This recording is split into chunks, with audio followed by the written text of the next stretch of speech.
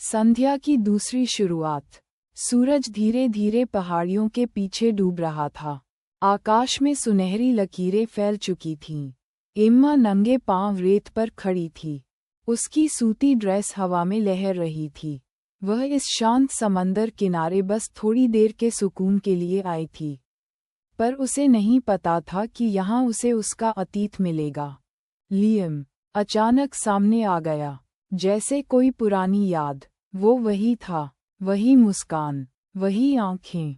5 साल बीत चुके थे कॉलेज छोड़े हुए, उस रात के बाद जब सब कुछ बदल सकता था, लेकिन नहीं बदला।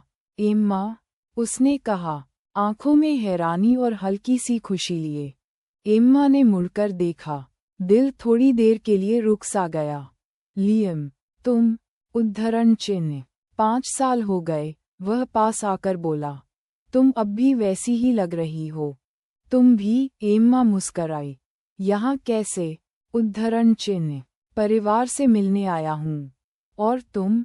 उद्धरण चिन्ह। बस खुद से मिलने, एम्मा ने हल्का सा जवाब दिया। कुछ पल दोनों चुप रहे।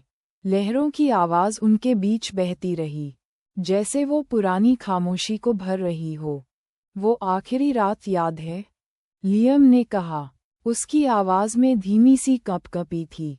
जब तुमने कहा था कि तुम्हें प्यार से डर लगता है? उद्धरण चिन्ह। हाँ, एम्मा ने नज़रें झुका लीं। और तुमने कहा था, तुम इंतजार करोगे जब तक मैं तैयार हो जाऊं। मैंने किया, उसने मुस्कराकर कहा।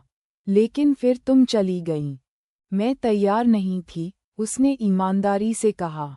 तुम मेरे लिए सब कुछ थे, और शायद इसलिए ही डर लगा। अब भी डरती हो? उद्धरण चिन्ह। एम्मा ने उसकी आंखों में देखा। गहरी नीली आंखें, जिनमें कभी उसने खुद को खो दिया था, अब नहीं। लियम ने उसका हाथ थाम लिया, हल्के से, जैसे कोई वादा कर रहा हो। तो चलो, इस बार भागते नहीं हैं।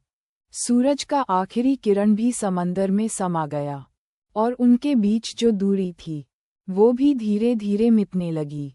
प्यार शायद सही समय पर नहीं आता। वो आता है जब हम तैयार हों उसे फिर से आजमाने, बिना शर्त, बिना डर के। एम्मा ने उसका हाथ कसकर थामा, और पहली बार उसे लगा कि ये वही जगह है जहां उसे हमेशा होना चाहिए था।